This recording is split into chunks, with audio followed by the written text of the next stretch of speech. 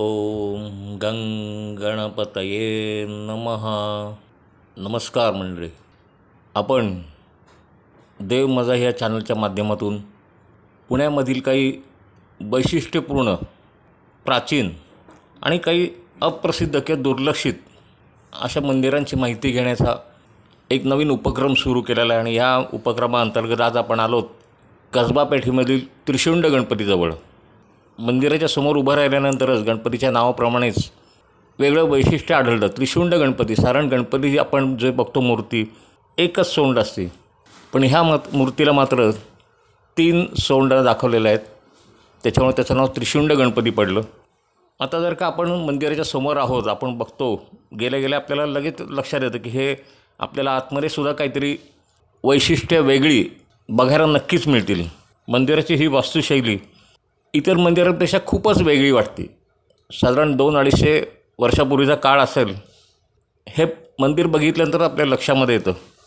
त्यावेळची परिस्थिती पुण्यामधली फार वेगळी होती. आत्ता हे मंदिर जिथं आहे त्या मंदिराच्या पुढे थोड्याशा बाजूला कसबा पेठेमध्ये आपण गेलो तर तो काही भाग मंगळवार पेठ, काही भाग सोमवार पेठ असा येतो, तर तिथे पूर्वी स्मशान होतं.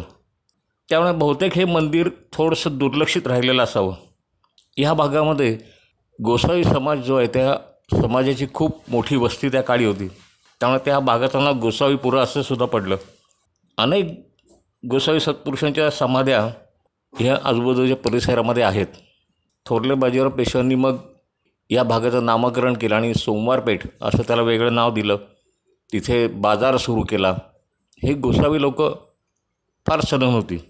साधारण चौकशी केल्यानंतर असं समजलं की 1754मध्ये ह्या मंदिराचं बांधकाम झालेलं आहे. मग हे बांधकाम कोणी केलं तर ह्या आत्ता जे मी म्हटलं की गोसावी जो समाज होता त्यांच्यातलेच एक श्री भीमगिरीजी गोसावी, इंदूरजवळ ते राहत होते, धनाढ्य होते ते. त्यांनी ह्या मंदिराचं सगळं बांधकाम केलं असं तिथे जेव्हा मी चौकशी केली तिथे असं समजलं. ते हा मंदिराचा जो पूर्ण ही जी वास्तू आहे, दगडी आणि कोरीवकाम केलेली अशी ही वास्तू, पूर्वीची शिवमंदिरं अशी होती. आणि पूर्वीच्या काळी शिवमंदिरांना बांधकामांना जास्ती त्याच्यामध्ये प्राधान्य होतं. मग शिवमंदिराची कल्पना समजा डोक्यात घेऊन हे मंदिराचं बांधकाम केलं गेलं असेल आणि मग गणेश मूर्तीची स्थापना केली गेली असेल. ह्या मंदिरात आतमध्ये आपण जेव्हा जातो, एकंदरीत आपल्याला 3 दरवाजे लागतात. तिन्ही दरवाजांच्यावरती अशी काही चक्र कोरलेली आहेत की जेणेकरून भक्त एक एक दरवाजातनं आतमध्ये येत असताना भक्ताच्या अंगातली जी नकारात्मक शक्ती असते ती ते चक्रांमध्ये खेचली जाते. तिसऱ्या दरवाजात तो गर्भगृहाचा आहे, जो गाभारा आपण म्हणतो, तिथे आल्यानंतर त्या भक्ताला पूर्ण भक्तिरसात किंवा भक्तिरूपात किंवा अगदी श्रद्धेने गणेशाचं दर्शन व्हावं, त्याच्याकरता ती या चक्रांची रचना आहे. काही काही वैशिष्ट्य वेगळी कशी की बाहेर एक शिपाई एक शिंगी गेंड्याला बांधताना दिसतोय. मग ह्याची चौकशी केली, त्याला असं आढळलं की त्यावेळेला इंग्रजांनी प्लासीची लढाई जिंकलेली होती आणि बंगाल आणि पाठोपाठ आसामलाही त्यांनी त्यांचं राज्य स्थापन करताना जणू काय आपण आता हिंदुस्थानवरती आपण आता आक्रमण करणार आणि संपूर्ण हिंदुस्थान ताब्यात घेणार असाच त्यांनी डंका पिटला होता. आणि सावध व्हा, सावध रहा अशा अर्थाने की आता गेंड्याला बांधलेला आहे, गेंडा आता इंग्रजांच्या ताब्यात आहे, गेंडा म्हणजे आसाम, हा इंग्रज पूर्ण भारतावरती आता त्याच्या हातपाय पसरेल, त्याच्याकरता सावध राहा, अशा ह्या घटनेचा किंवा ह्या सूचनेचा त्या शिल्पामध्ये आपल्याला ते बघायला मिळतं. ही जी गणेश मूर्ती आहे अतिशय रेखीव काळ्या दगडामध्ये, काळा कुळकुळीत दगड, अगदी 3 सोंडा असलेली, 6 हात आणि मोरावरती आरूढ आहे. त्यातली उजवी सोंड जी आहे ती मोदक पात्रामध्ये स्पर्श करणारी, मधली सोंड जी आहे ती गणपतीच्या उंदरावर बसल्या त्या उंदरापर्यंत आलेली, आणि डावी सोंड जी आहे त्या डाव्या सोंडात गणपतीच्या मांडीवर एक शक्तिदेवता जी बसलेली आहे तिच्या हनुवटीला स्पर्श करणारी आहे. उजव्या आणि डाव्या हातामध्ये अंकुश परशू आहे. मुकुटाखाली पाठीवर गोंडेदार केश रचना आहे. मूर्तीच्या पाठीमागे भिंतीवर अतिशय रेखीव शेषशाही नारायणाची प्रतिमा आहे. श्री गणेश यंत्र कोरलेलं आहे.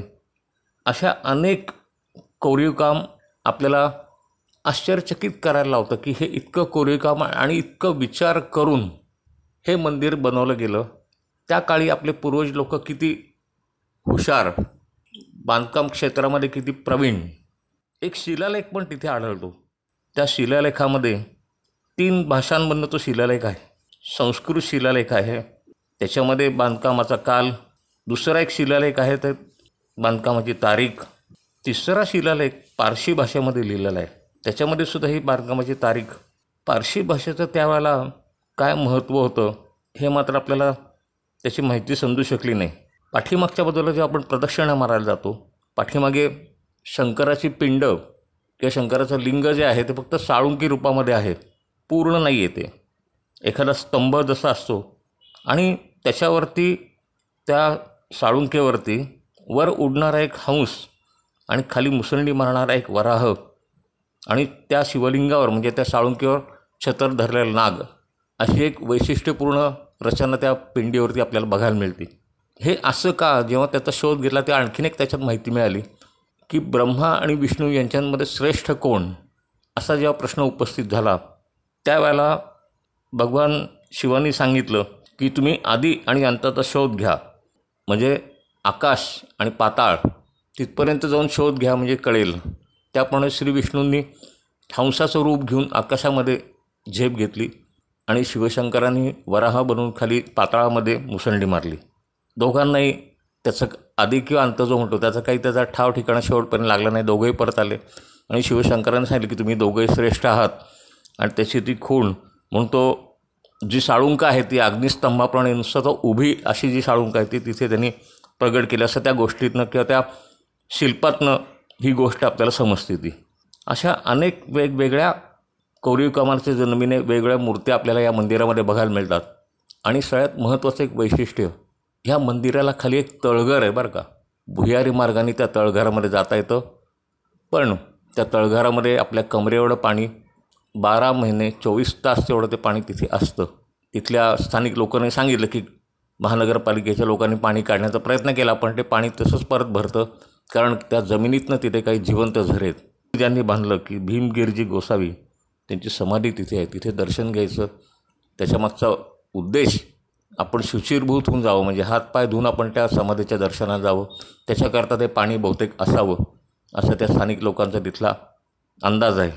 तर ह्या वैशिष्ट्यपूर्ण मंदिराचं दर्शन आपण आज आता व्हिडिओतनं घेऊ आणि जसं जमेल ज्यांना शक्य होईल त्यांनी लवकरात लवकर ह्या मंदिराच्या दर्शनाचा आणि ह्या वैशिष्ट्यपूर्ण गणपतीचा दर्शनाचा आपण लाभ घ्यावा.